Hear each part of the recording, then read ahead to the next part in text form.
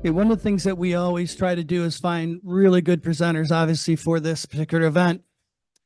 I hate to tell you, but I sent a lot of emails to professors at U of M. Nobody responded. What can I say? Boo.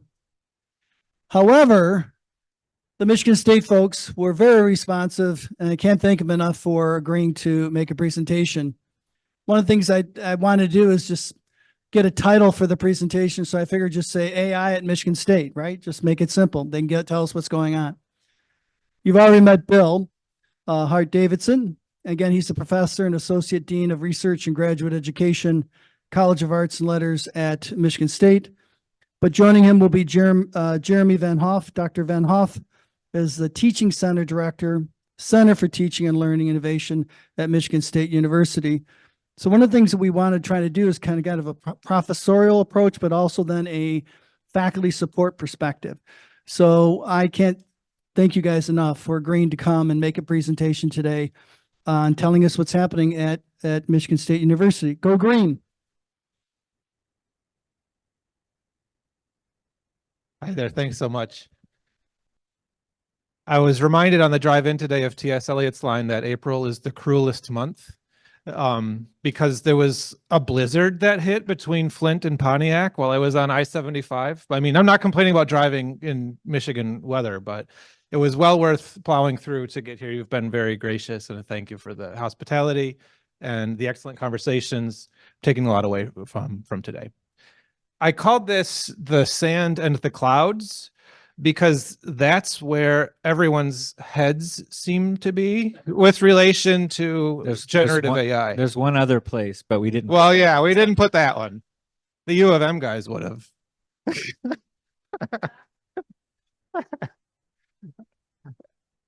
But it's been kind of I actually came up to, I was being interviewed by the student newspaper, and I'm an old journalism teacher. That was my first career. So I like to try to speak in quotes and headlines when I'm being interviewed by journalism students. And I came up with this line that we need to get people's heads out of the sand and out of the clouds. And he wrote that down and was very excited. And I'm like, I'm going to steal it too. I'm going to steal my own line and repurpose it. But it really is the truth that we've got a lot of people on our campus that I work with daily who are intentionally avoiding this issue or are just not adjacent to the issue at all and are not giving it any headspace.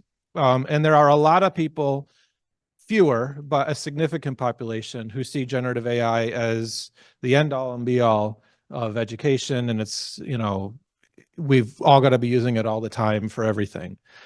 And I think both populations are presenting problems for the work that I do in faculty development, educator development.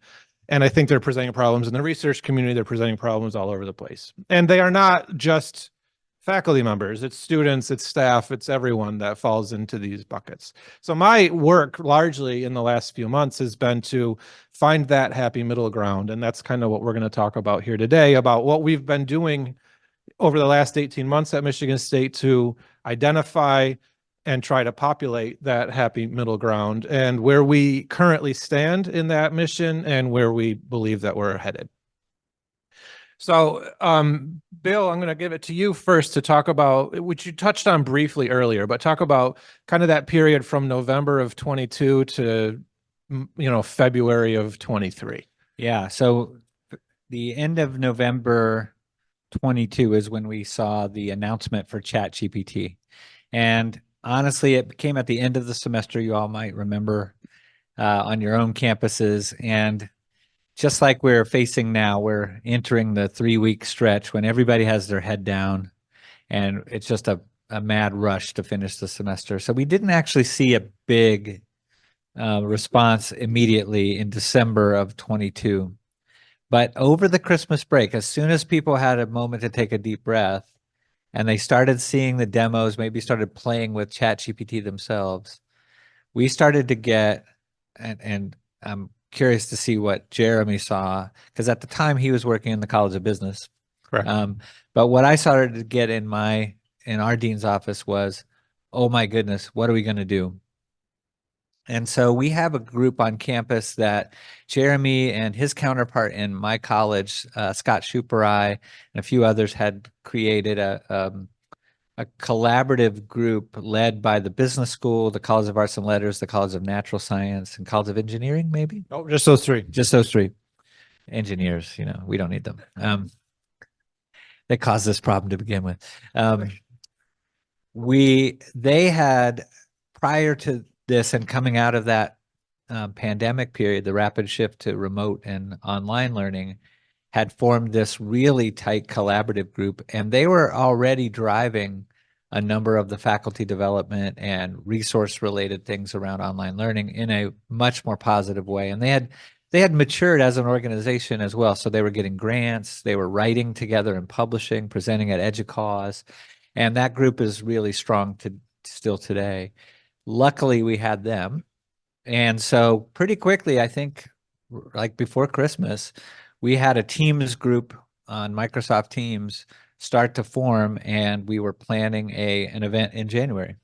You want to talk about that? Yeah, so that event unfolded in mid-January, roughly. I think so, Yeah, yeah. because the semester, we let the Week after semester the start, and then and we didn't really know what it was going to be, but we kind of framed it as the impact of large language models on the teaching of writing. That was basically the premise. Yeah. But we opened it up to the instructional faculty from all three of our constituent colleges, and had no idea what the attendance was be. I think, what do we have in the room?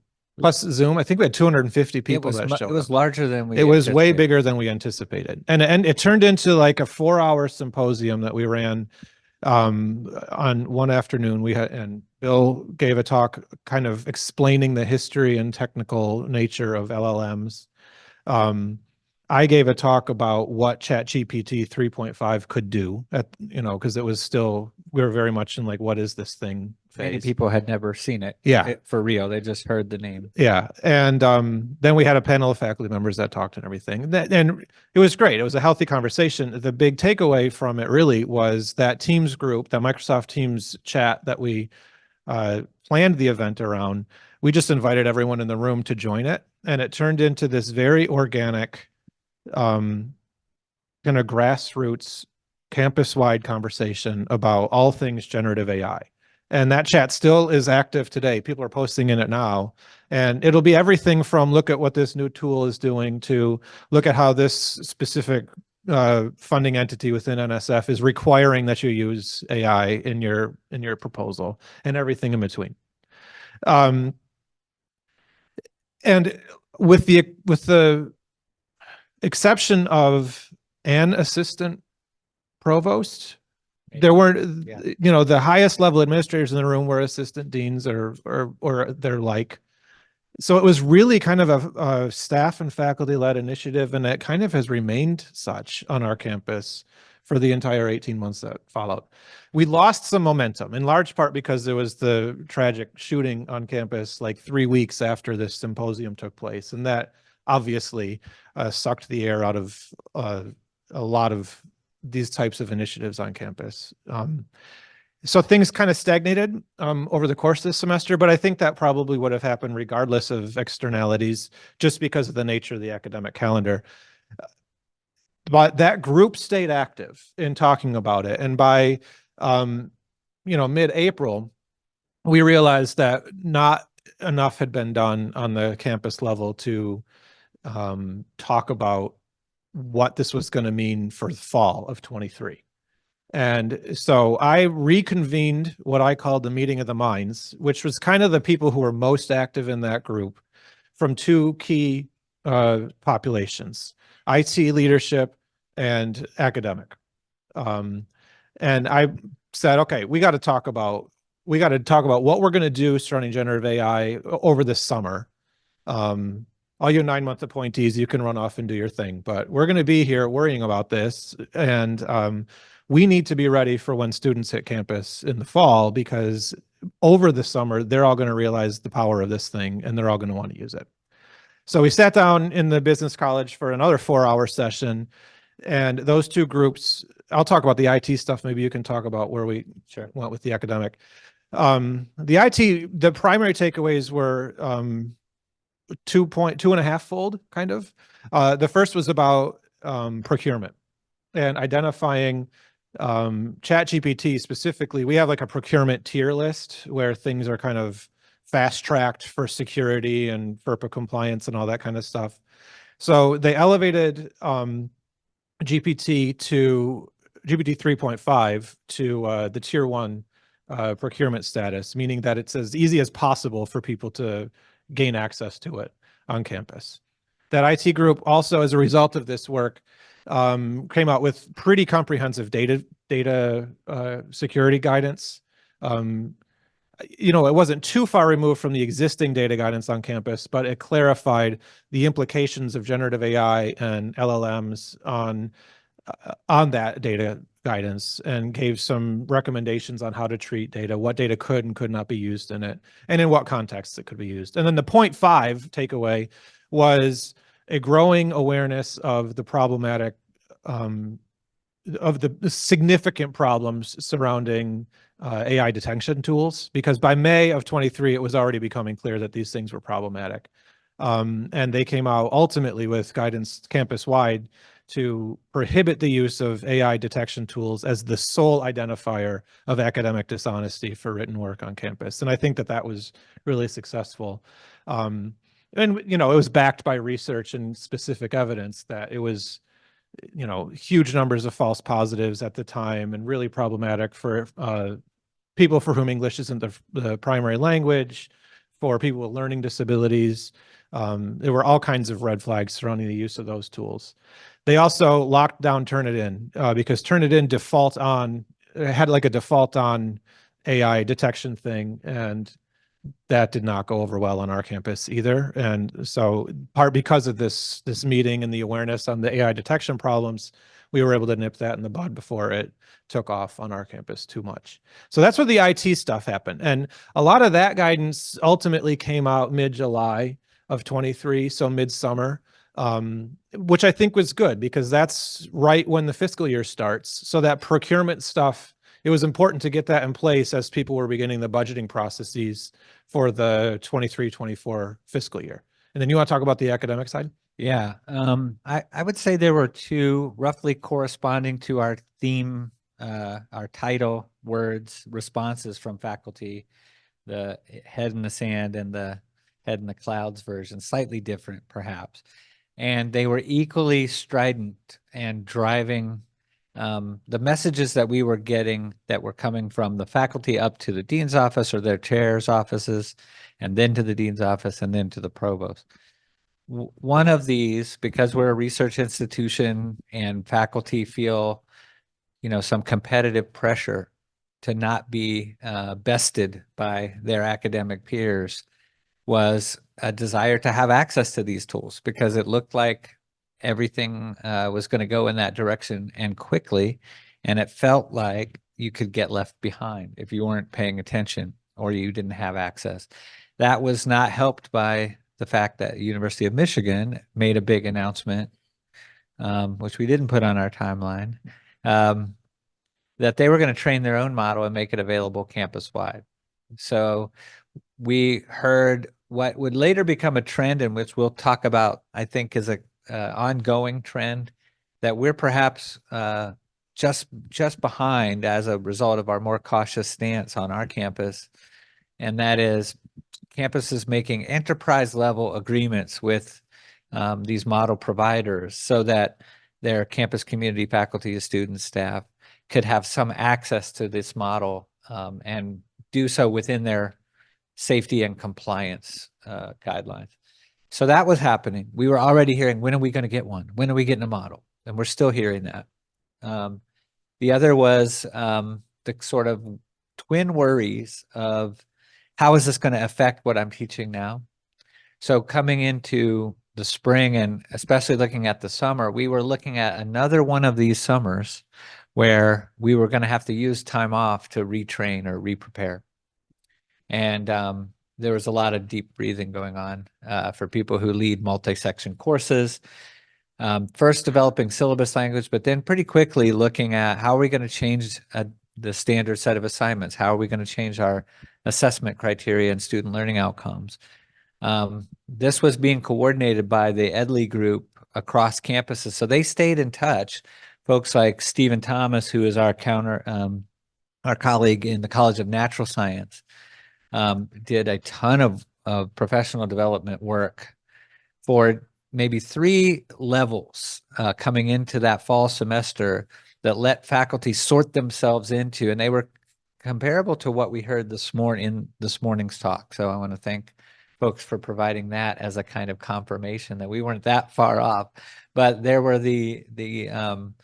well, I have to spend at least a day to acknowledge it and draw a boundary kind of level of engagement. Maybe I'll do one project or one unit on it kind of engagement. And then maybe I need to incorporate this. Maybe I can't shy away at all, but I want to have a fully integrated approach to Gen AI in my course. And that's where we started to see these subpopulations also begin to find one another and share materials. Everything from syllabus language and short pieces like that, value statements, evaluation guides and rubrics, to full-blown course designs. And so that's where we entered the fall, I would say. Yeah, just a couple of points that I'll mention too. Over the course of that spring 23 semester, the fastest growing student organization on campus was the MSU AI student org. It went from being a handful of kind of coding kids in the engineering college to having, it's now, I think it's still the fastest growing, and it's one of the largest student organizations on campus with hundreds and hundreds of members. So we saw that student interest really spiking. I was teaching an 800 student communication class, and just so this is, anecdotal, but I asked my students in January, how many of you have heard of ChatGPT? And maybe 10% had, raised their hand. And I said, how many of you have used it? And about 3% confessed to having used it for course related work.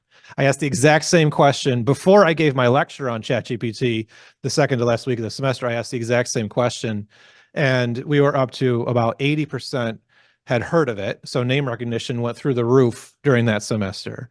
And we were at over 50% had used it or had admitted to using it for course related work.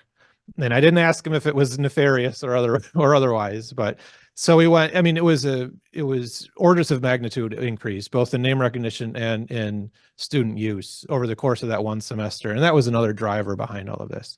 Yeah. Currently, I just asked our academic dishonesty team where things stand. ADR, academic dishonesty report filings are significantly down related to ChatGPT this year versus where they were in May of 23. Yeah, like there were hundreds and hundreds and hundreds of them in May of 23. And thus far in April of 24, we're at like 100 for this semester. I don't know why, nor does he, but that's where we are. And this is not, this is maybe just like proxy evidence. It's not indicative of anything, but there are 19,000 GPT 3.5 accounts that have an msu.edu email address, and about 600 or 700 GPT-4 accounts that have an msu.edu address currently. So that's where we are.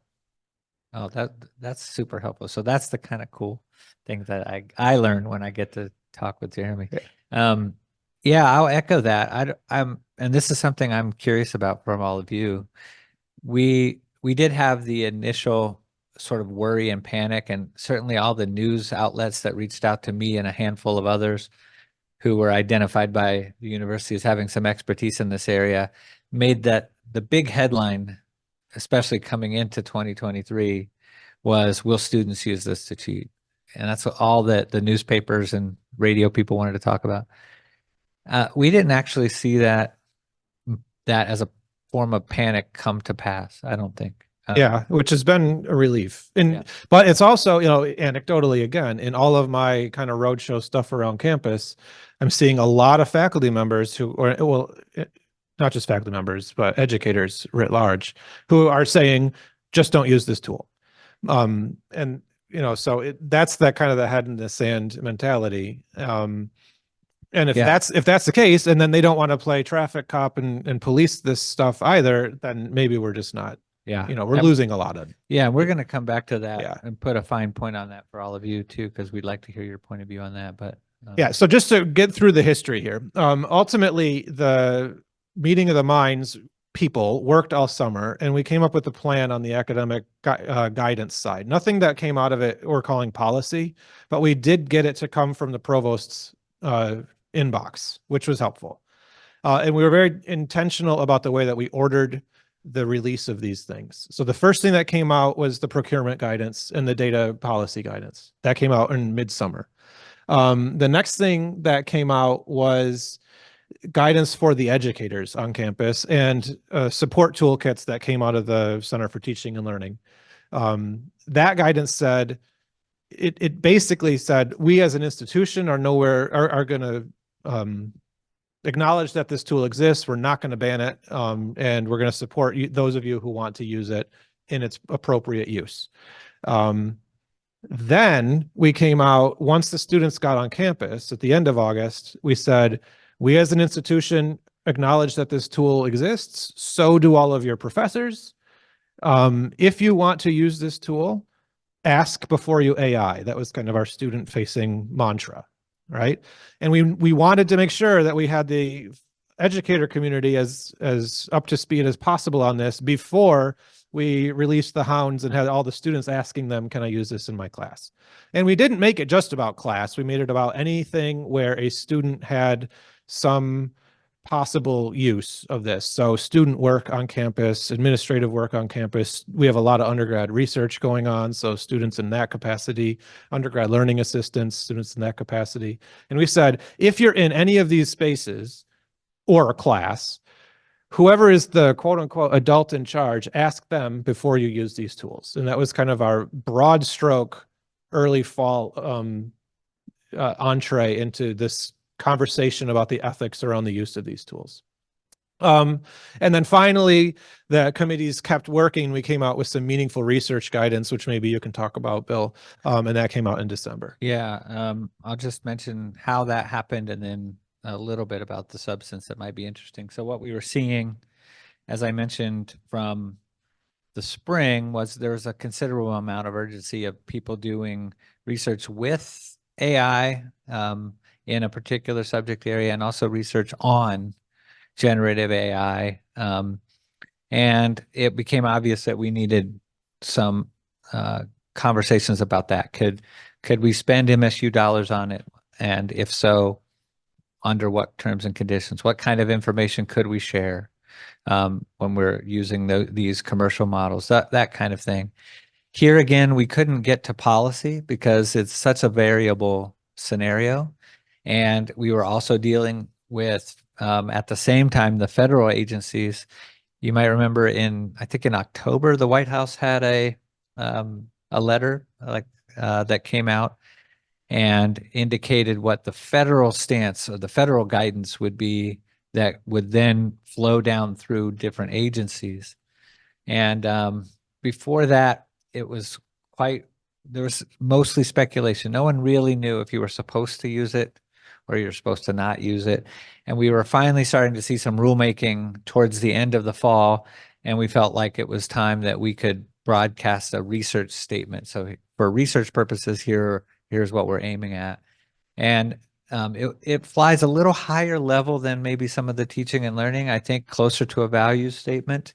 It would say something like, where we want trust and integrity in a peer review process, we don't use AI in that process, that kind of thing. Another thing that happened over the course of fall semester and which is now in place is the provost's office it has an ethics institute. Is it the Ethics Institute or initiative? So the Provost Ethics Institute took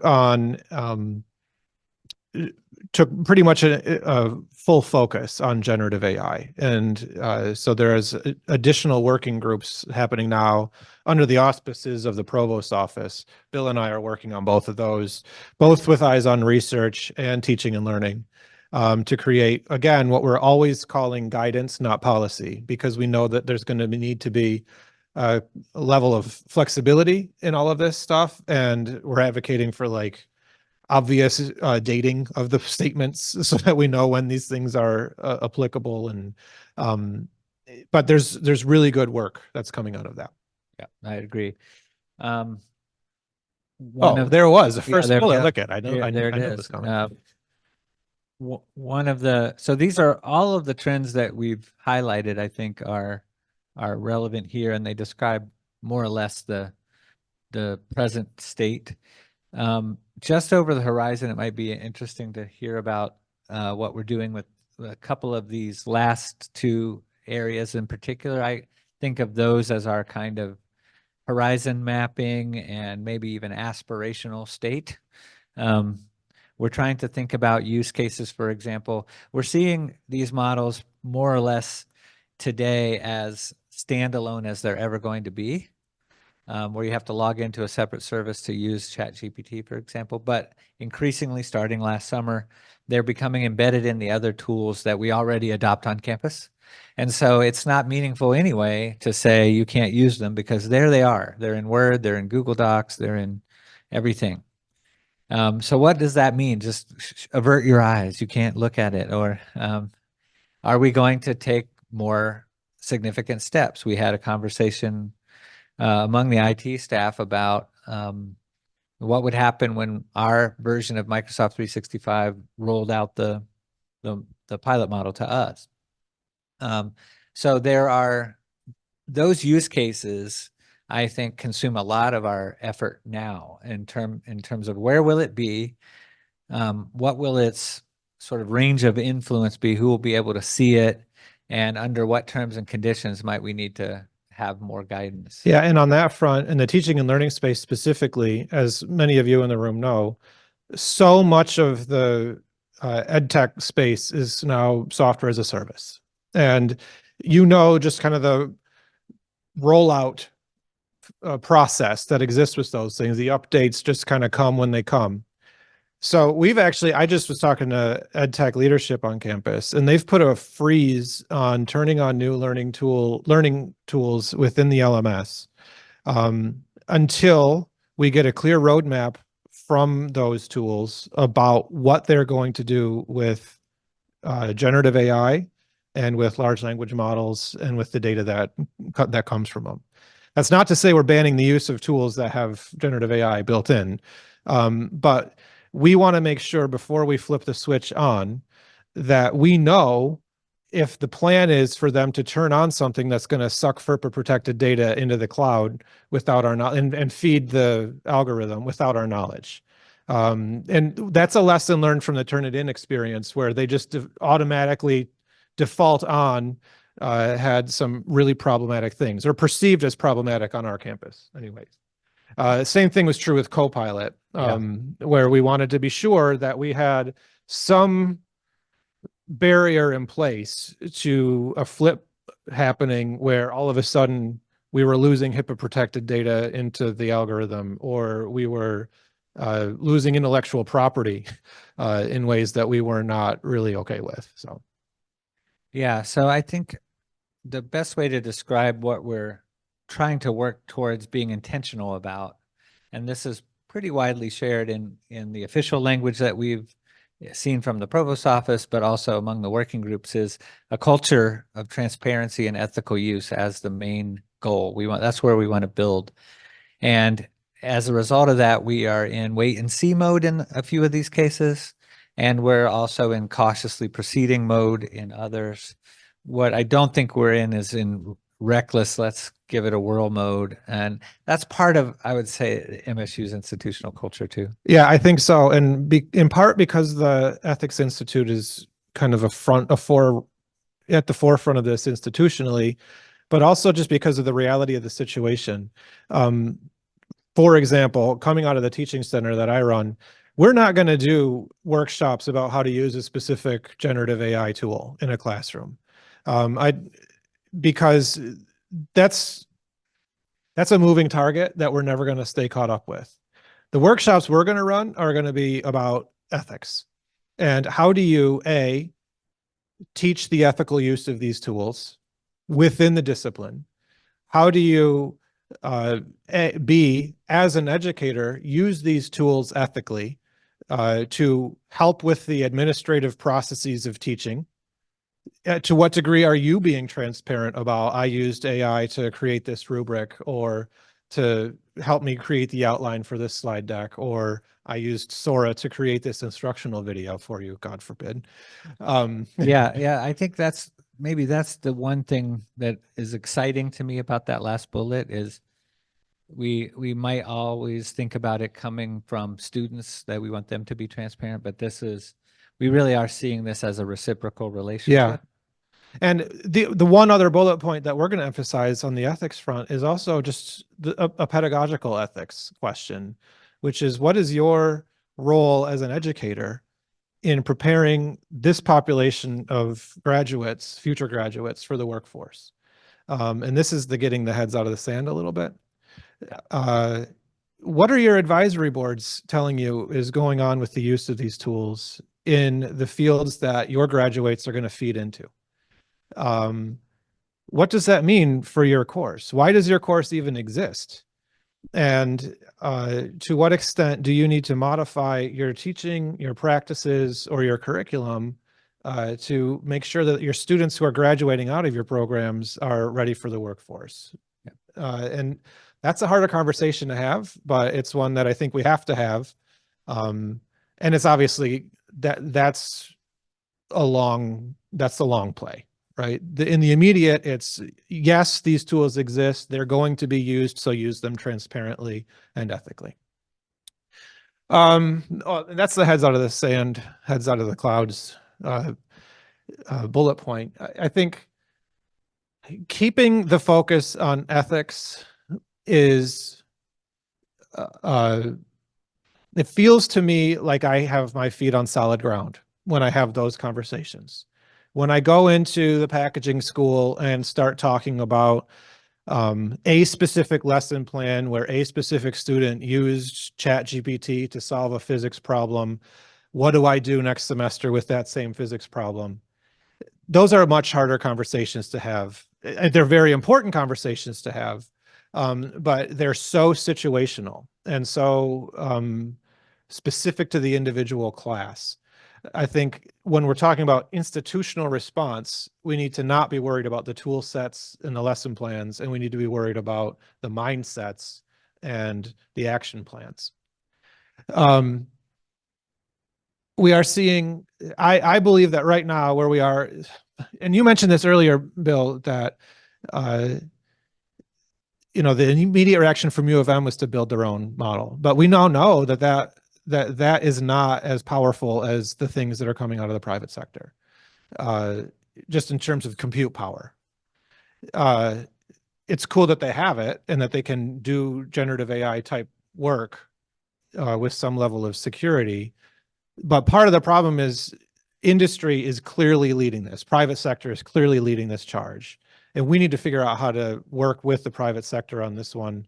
In the same way that we have in the ed tech space for a long, long time. But I don't think that in-house solutions are going to be viable for this just because of the raw compute power that's required and the cost of spinning that stuff up. So that means that we need to figure out how to navigate this weird capitalist landscape that we're in right now, where they are all trying to figure out how to profitize this, and they all are looking at higher ed as one real potential profit driver. So they're creating all these bright, shiny objects and going and knocking on individual faculty members' doors to get them to use their new toy, so that it gets ingrained into the curriculum or the program, and then we owe them, $100,000 a year. And we've seen that model play out over and over and over again. We need to figure out how to prepare the landscape to prevent from happening with generative AI what happened with publisher content. That's one of the fights that I'm willing to pick. It's going to be a tough one though. And we need to talk to our advisory boards and industry and have a clear sense of what's going on out in the world, and how these tools are being deployed. Specifically, don't let them stop at saying you need to teach your students about AI. Say, well, why? What is happening in your specific field? How is it being used? To what extent is it changing the job market? What jobs are being changed, modified, coalescing together because of the use of these tools? what new jobs are being created, and how can we as educational partners in the pipeline of this discipline make sure that the next generation of people who enter into the field are prepared to do so, with some level of fortitude. You want to talk on the research side? Yeah. So one of the ways that I come at this that I think is helpful, and the reason why I've maybe played a somewhat helpful role at my institution thus far, but which I also see that changing, and I'll talk about that in a second, is because the majority of the substance of impact of Gen AI so far has been on, for lack of a better word, academic writing.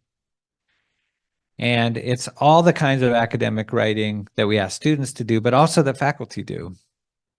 And so the trend that I see happening this year, and especially now compared to, let's say, a year ago, and if I just look at my own calendar, in the upcoming month, I have facilitating two workshops, one in biochemistry and one in the College of Nursing.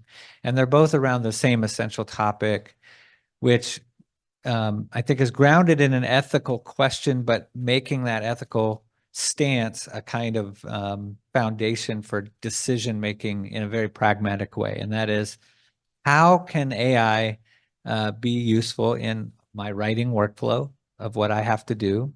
And where are the boundaries of that? Can I use it to do a lit review for a journal article? And if so, what kinds of risks do I introduce into my process if it's going to hallucinate sources? Are there credible and reasonable mitigations for those risks that make it a useful tool or not? There are other boundaries that we think about. So, for example, with the biochemistry folks, we talked a lot about, would you ever feed your raw data in? Let's assume that you don't have a copyright problem, you have an enterprise model, and ask it to create inferences from that data. And when you ask them that question, you'll get a slightly different answer about how they might see that working or not. But what you can get to is some analogies and some current practices that might help them understand, for example, how they already rely on what might be black box technologies for many of them to create results. So I gave an example a while back when we were on the panel of a gas chromatograph, right? So the sociologist of science, Bruno Latour, calls devices like that transcription devices. What does he mean by that? He means you put some things in there and out comes a written representation of those things that you can then use to make an article. Now, in gas chromatographs of a few years ago, you might have had to do some things to get a display, but now it'll just print you a display right out of the thing. It's not too much more of a leap to connect that same machine to an LLM, and it'll just write it for you. By the way, that's your near future. It's already happening at the Consumer Electronics Show this year. The big trend was showing how LLMs can be embedded in internet connected devices like your car. So Volkswagen showed how ChatGPT can send you an email from your car. Isn't that what we all want? Email from our car. But my point is, these conversations get really concrete really fast in disciplinary contexts. And I think that's what I see happening now is all these disciplines are trying to set what the terms and conditions are going to be for what's this new world where some other thing is going to help us write. I'll draw one more boundary because I think it also foreshadows a conversation that we'll need to have, and that is this era of if they've been standalone and now they're becoming more embedded, if they've been mostly software and now they're going to also be in hardware devices. They've been mostly words, except for the image generators, which are largely disruptive only in a very narrow sense. But we're entering a phase now where we have anything to anything multimodal models. Anything in, anything out, audio, video, image, text. That's going to change. It's going to render up much of my perspective on the academic writing side rather niche concern, like it always has been in my career. I'll go back to not being people not caring much about what we do. That'd be fine. That'd be fine with me. But we're going to get more and more focus on the societal effects of being able to clone someone's voice and present a credible facsimile of them to do things like scam people, which we're already seeing happening. Yeah, and so this again speaks to transparency. And I think as we consider specifically through the lens of online education, it's that stuff that is the wicked problem that we really need to steel ourselves for. I've been reading and talking about self-impersonation and using these tools to do just that, to impersonate yourself. It takes 15 seconds of audio to clone a voice with the latest GPT tools. What's that mean if one of your instructional practices is a weekly podcast and you have been for the last 10 years pushing out a weekly podcast in your online class to give students updates about the class and give them feedback on their stuff? Now I can train a model to recreate my voice to near perfection with just 15 seconds of that podcast, and I can push out any announcement that I want without actually doing the work. So as an educator, I can impersonate myself and create instructional content, audio, video, written, that I didn't really have a say in the authorship of, but I can push it out to students as if I did. And the students obviously can see the same pathways for the work that they're going to submit. And in the online learning space specifically, controlling for that is going to be something that we really need to get our heads around quickly.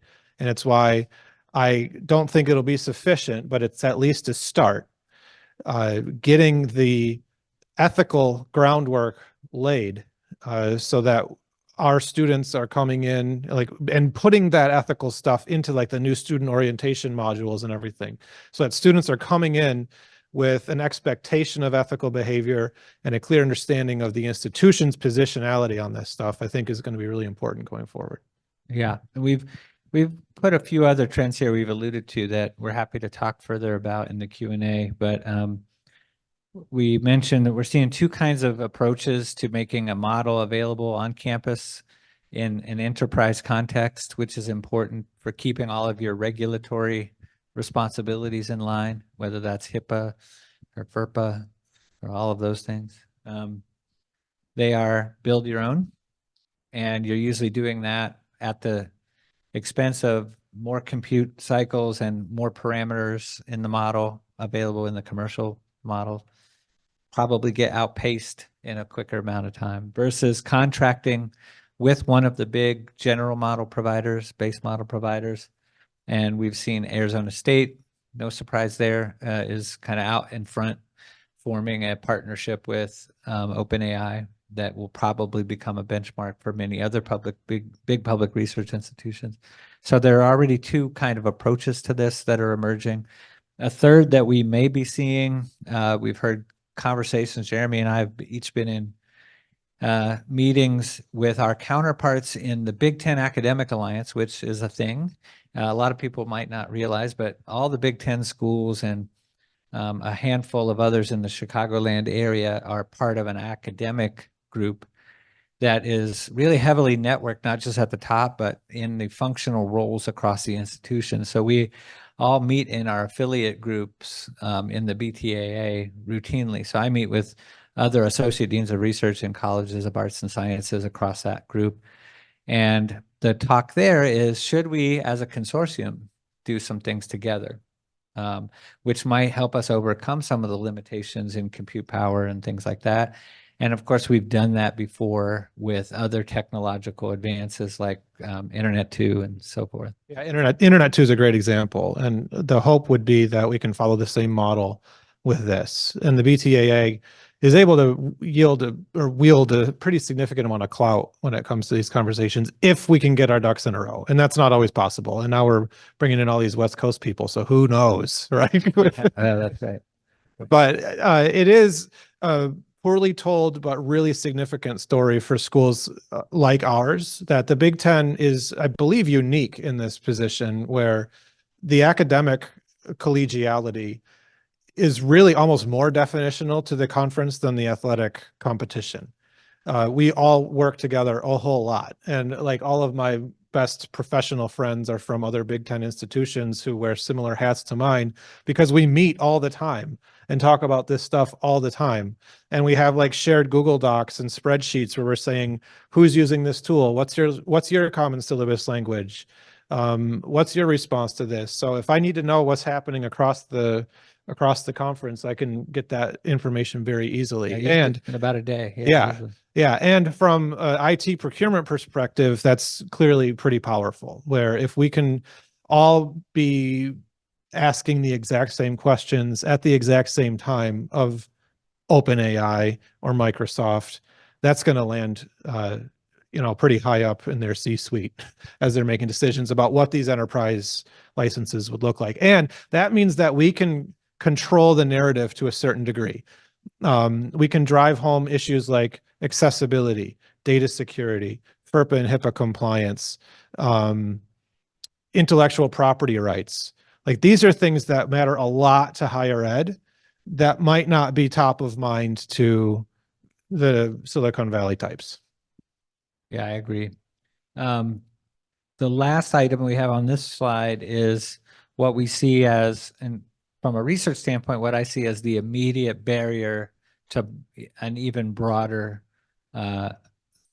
movement towards adoption in both of those camps I mentioned, research on and research with AI, particularly research with AI. Right now, if you ask the average researcher who isn't using it but sees a potential application why, they would say, I can't trust that it's accurate. And so if we can get past that hurdle through a series of quasi-regulatory rulemaking level enforcement of some quality measures and some transparency guidelines, I think we will be in a whole new era where there will be, just like there's almost no research now that isn't somehow digital, so everyone uses a computer to do something as part of their research, there will likely be very few areas untouched by AI in the near future. So these are the things that we can't sleep because of. And again, you'll see similar themes to the stuff that we've mentioned. Yeah, so the first one is our head in the sand question, and we're eager to hear what your responses to this are on your campuses. Have we reached the point where we're beginning to ask, is it okay to not pay attention? Is the Bartleby position defensible still for a little while longer? I prefer not to. We're just coming with all the literary references today. And at what point do we cross over and say, this is a non-optional issue that everyone has to at least address? We haven't been there yet. We've been a coalition of the mostly willing and the reluctant, I would say, grudgingly reluctant. But it seems plausible that this is on the horizon. Yeah, it was interesting working in the business school. There was much more rapidity towards that position coming from industry. So that because I joined the Center for Teaching and Learning in October, so I was at the last advisory board meetings in the business school in spring, and they were pretty much at that point where it's like, this is not optional. If we're looking to hire broad school graduates, they need to be more than conversant in matters generative AI, and that was pretty evident. So it's now integrated into their strategic plan over there in the B school, which isn't surprising that they're moving fast because they're so responsive to those types of external pressures. But it's coming down for every other college on our campus, I'm sure. And then the second question is, what are we doing locally in the vacuum that we're all living in currently? We don't have enough regulation. We don't have enough high-level guidance, and we've got billionaire capitalists running full steam ahead with these really, really, really powerful tools. What are we doing in that space? And I think we're going to leave those questions linger out there. So maybe you'll give us the answers, or we'll invite you to respond. Thank you. Yeah, we'd love to hear some questions from you.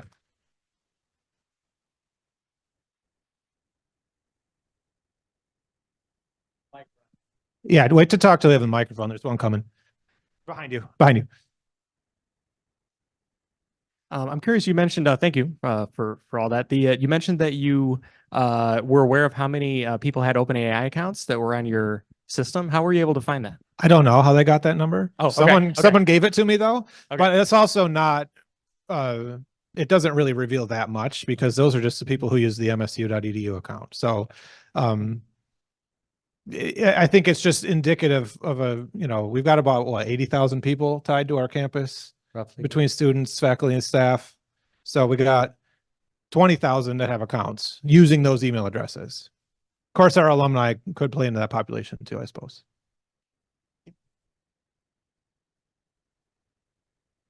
Sorry, I don't know how that number came to be, but other questions or thoughts, or maybe even better answers to our two last questions. That's really what we need. Those good ones. Are you at that point in where you feel like either because your student constituency or your faculty status, whatever, it's not a thing that people can afford to not address? Or are you still giving people a little bit of time to go, I can't deal with it right now?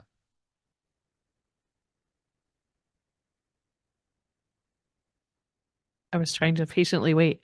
I think we are there at South University. We've been trying to, like other folks, take a little bit of a cautious approach so that we don't kind of put the cart before the horse. I was saying yesterday to somebody, it's challenging because they do want policy. It's interesting. The faculty are like, we want a policy. It's like, I don't know if it's going to be a policy. And it's hard to create a policy for something that we are still learning about, that is still emerging, right? Our policy will be very outdated very quickly.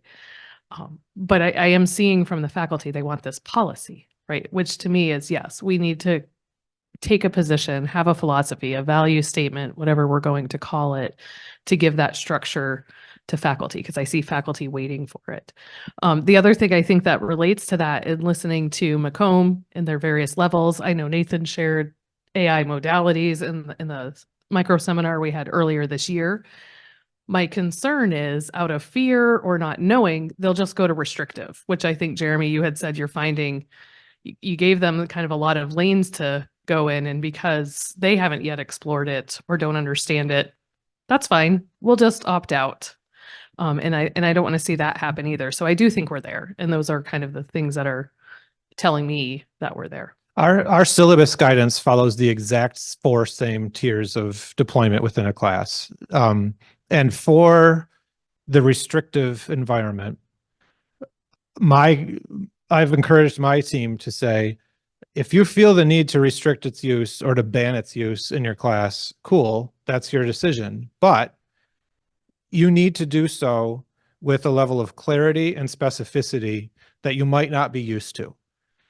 You have to tell your students why it is that you're not allowing its use, and you have to give specific examples about the type of work that you're going to do, or the type of knowledge that you're going to try to impart over the course of the class that needs to not be influenced by generative AI. And you need to do that very early, if not before the semester, to try to level up that intrinsic motivation for students to not cheat, because we can't keep them from using the tools. We just can't. And the only ones that we're catching are the ones who are bad at using the tools. Yeah, we can get a single shot really fast back against the wall desperation. Yeah. Those are easy for everyone to see, but you don't need an algorithm to tell you that. Right. The kid who gave it absolutely zero thought and printed the thing out 4 minutes before the class started, yeah, you're going to catch that one. But everyone else who's using it with some level of intelligence, they are still going to use it unless we can build up some internal buffer within every student about for me to grow, for me to get the actual learning gains out of this class that I'm paying for, I need to not use that tool. I need to do it this way. So it really becomes, it's about this kind of classroom demeanor and about these pedagogical practices, early semester specifically, where you're trying to build a culture of transparency and ethics surrounding these tools, even if you're banning it. In fact, the ethical conversation is maybe most important in a class where you're restricting its use, because you're not banning its use. You're just telling people not to use it. We have Yeah. about 5 more minutes, so we have some room. So in response to your second question about local action. Yeah. So it seems like you're presenting this dichotomy of, we either go with the corporate AI tools and have robust data access, or we go with an in-house closed model and have greater data security. So that's a potential, right, path, Yeah, split in the road. I would say it feels like that's where those are our choices today. So what, can you share what led to MSU taking one approach versus another approach, right, at least at the moment? Yeah, I think we've opted out of both, right? We're dragging our feet. Maybe we're in the middle. Well, I think the in-house solution takes a lot of capital up front, and the schools that have done it have a lot of capital, universally. And we, I think on the other side, the corporate relationship question, yeah, we've kind of not done it, but by default, we've chosen not to decide. So it's just like a free for all, right? And we've got accounts all over the place, and we've got individual departments making their own decisions, and, it's not ideal. To me, the ideal end state would be some kind of enterprise agreement that creates essentially a one-way pipeline where we get all the benefit of the algorithm and we pay a premium for it, but we don't feed anything back into it. And I hope that that's the direction that we can go with these contractual discussions. And that's why we need big consortia to do it, because otherwise we're just going to get, it's going to be exorbitantly expensive. Yeah, the other worry there is that we then have a big dependency over what could rapidly become an essential tool. And you're handing that power to an entity that is not a public institution. We already kind of do that with some of our software vending situations when you have a big enterprise system like Microsoft, but at least there's a more than one choice, and it doesn't feel as totalizing across the full mission. So I think there's caution on that score too. Yeah, definitely. Have you talked with the consortium about, thank you. Have you talked with the consortium, the Big Ten consortium, about developing something for that group of schools? Maybe that could be like an alternative solution to either of those two other options. I think the IT groups within that consortium and some other that are heavily populated by Big Ten schools like Unison consortium, they're in early conversations right now. A lot of it, again, academic calendar year constraints, is likely to pick up over the summer when some of these things happen and when a lot of these like in-person meetings and these consortia take place. Do you have a question here? I'll repeat it for the group.